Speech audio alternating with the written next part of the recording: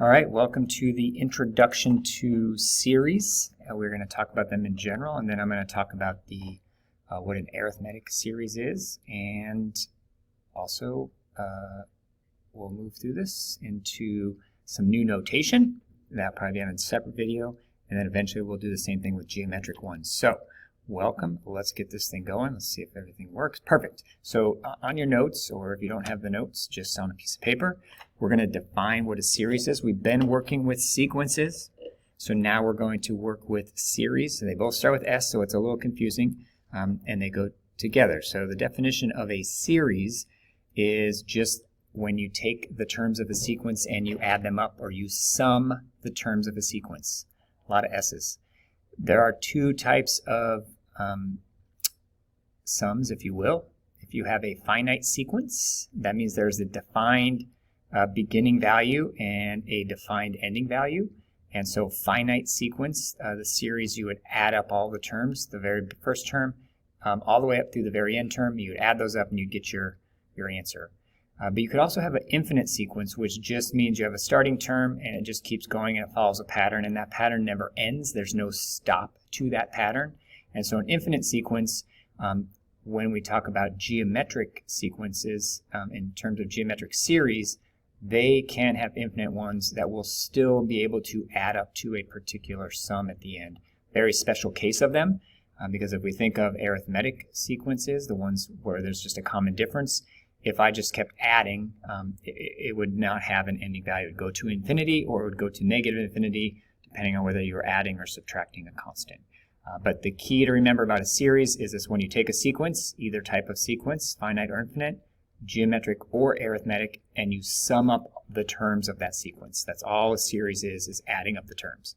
So we are going to look at this example just generically, and then we're going to get into specifically. So we'll start here. I have a sequence 1, 4, 9, 16, 25. So if I wanted to, I could label this like this is my first term, this is my second term, my third term, my fourth term, my fifth term, and it keeps going. You may notice a particular pattern. So you may recognize a pattern between the term value and the actual value down here, and if you don't, it is not arithmetic nor is it geometric. But what I could do is say this looks like 2 to 4, 3 to 9, 4 to 16, 5 to 25. If you didn't guess it, that seems to be the squaring function. So if I input whatever I input, my output is a square. So if I want to write down the expression for the first, for the sum, this is my notation for the sum of the sequence, S sub n, and this keeps going, so there's no end. So if I just want to write down an expression for this, that would be writing down S of n, and it would literally be the first term plus the second term plus the third term plus the fourth term, etc. So it would just be 1 plus 4 plus 9 plus 16 plus 25 plus ... And if I really want to be official, I could say n squared, but it doesn't necessarily end at n, could be n plus 1, but this just goes to n, so n could be anything, so that would be my last term. So that would be the official expression. Notice S just means sum. That just means I put a plus sign in between each of my terms. That's it. Now if I want to actually find the sum for each of these, then I want to find the sum for the first term, so S of 1. Oops, that's not what I wanted. S of 1 is just 1. There it is. Sum up the first term. Done. If I want to sum up the first two terms, that means I have to add these two things together. So that would be 1 plus 4, which is 5. If I want to add up the first three terms, that would be all of these. And I could go 1 plus 4 plus 9, but I may notice that these two guys right here, I already know that. That already is 5. So this really just becomes 5 plus 9, because I already know the sum of these two. That is 14. If I want to add up the first four terms, it's 1 plus 4 plus 9 plus 16. Those are the first four terms. Again, I already know what these three add up to. I just did it right here. These three are equal to 14, so I can just help myself and jump to 30. And then if I want to add up the first five, I now know it's going to be the first four added up, which is already 30, plus the fifth term, which is this one. So if I add 25 to that, I would get 55. And that's it. That's all this is asking us to do, is find the sum of, from this sequence, of however many terms are listed here. So now you're going to pause the video and you're going to try this, very similar with the pattern 2, 4, 6, 8, 10. Fairly common pattern that you probably experienced quite a bit as a kid. And you're going to write down an expression for the sum of any term. And then you're going to find the actual sum of the first term, the sum of the first two terms, sum of the first three, etc. Pause this thing, give it a try, unpause it. So I'm assuming you're pausing it now. Pause off. These are your answers. Noticing that this is a doubling pattern. 1 times 2, 2 times 2, 3 times 2, 4 times 2, 5 times 2. So this would be your generic expression for that last term. And then this would be your answers for summing it up.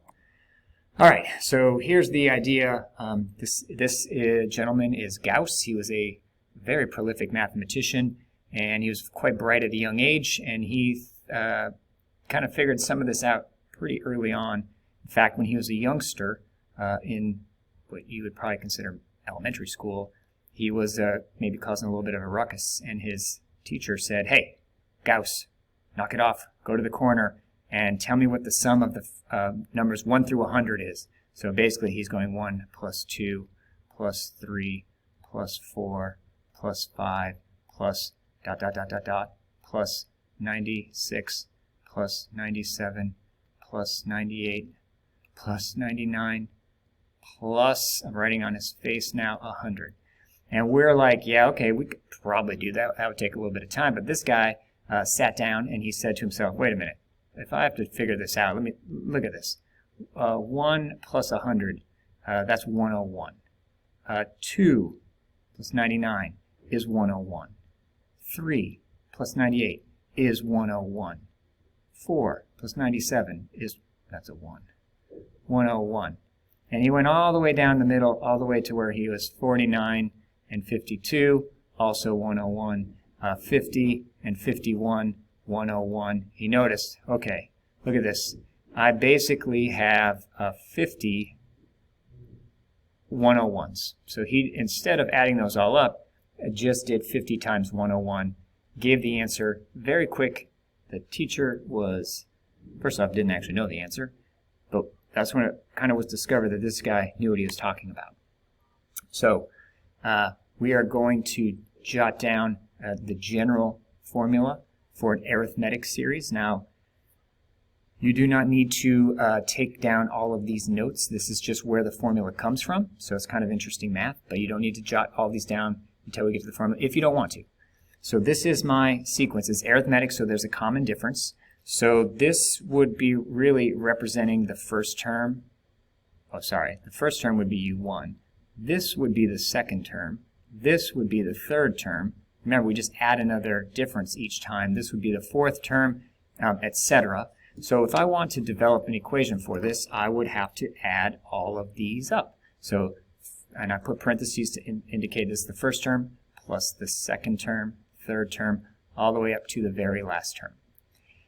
But I could also add these up by starting with the last term. So I could also say, well, the sum of these would be the last term, and then if I take one difference away from the last term, that would be the second to last term. If I took two differences away from the last term, that would be the second to last term. So it's kind of two different ways to approach this. Start from the first term and add to get to the last term, or start at the last term and subtract to get to the first term. And so what I'm going to do with these two equations is I'm going to add them together. It's a system of equations. I can add them together, which often when we add things together, we're hoping we see things cancel. In this case, on the left side, I would not see anything cancel. If I had a sum and I add another sum, I now have two sums. So I have twice what the sum would be. And U1 plus UN would give me U1 plus UN. But notice what happens here. These differences cancel. D minus D gone. I've got U1 plus UN. These differences cancel. U1 plus UN. These differences cancel. U1 plus UN.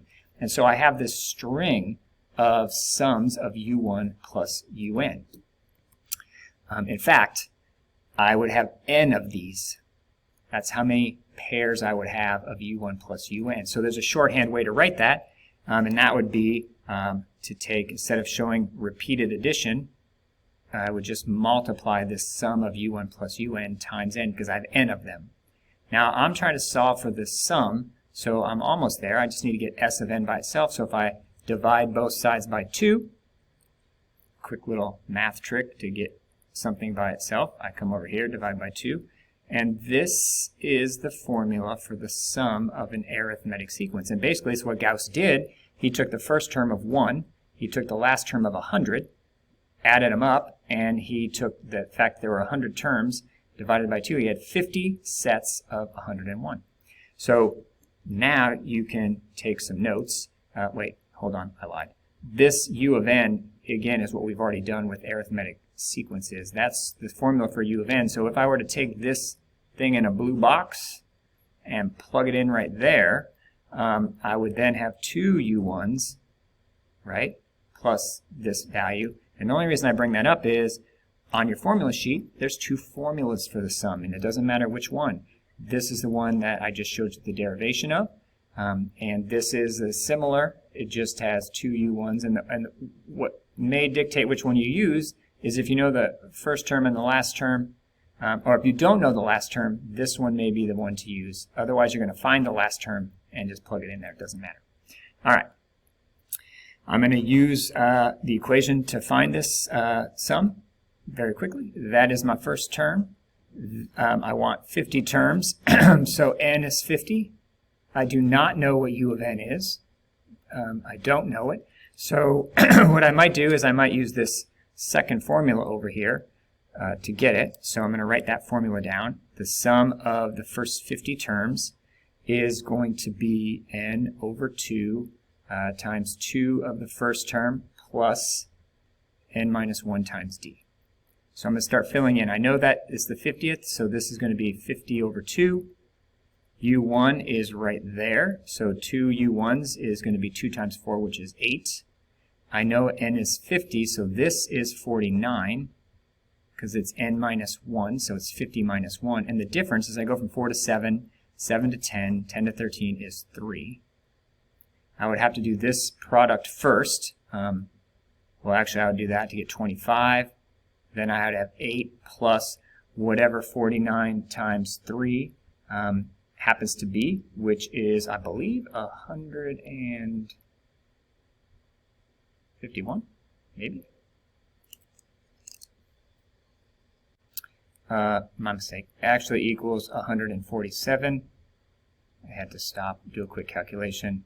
25 times 155, if I add those up, and I get 3,875. Boom. That is what that would equal. Now, you are going to pause this and try it yourself, so please pause. All right, on pause, you should have gotten 820. All right, last one. I'm going to find the sum of this. Again, I'm going to find the sum, and this time I'm going to use the n over 2, u1 plus un, because I know what the last term is. That's the last term. And I know the first term, there it is. But I don't know is n. I do not know what n is. So I'm going to build this. I know that's negative 6 plus 141. So now I have to find n, but that's not a big deal. We did this earlier. That is the nth term. And I know the first term is negative 6. I do not know what n is, but I do know the common difference to get up here would be 7. So if I add 6 over, I'm just solving this real quick. I add that 6 over. N minus 1 times 7, divide by 7. Thankfully, that's quick. 21 equals n minus 1. Add the 1. I now know n is 22, so I know this is going to be 22 over 2 equals 135. Oops, sorry. Times 135, which means I need to know 11 times 135. And 11 times 135, I do not know off the top of my head, but if I did the calculation, I believe it equals 1485. I would punch that in my calculator, 1485, and that would be my answer. So I went through this very quickly. This is what we did before by just taking my formula for the nth term. It's u1 n minus 1 times d, and I was solving for n. So I knew what the last term was, I knew what the first term was, and I knew the difference, and I saw backwards to find n so I could plug it in up here. All right, you're going to try this one very quickly. Pause it. All right, this is what you should have gotten. If you have any questions, you're going to email me.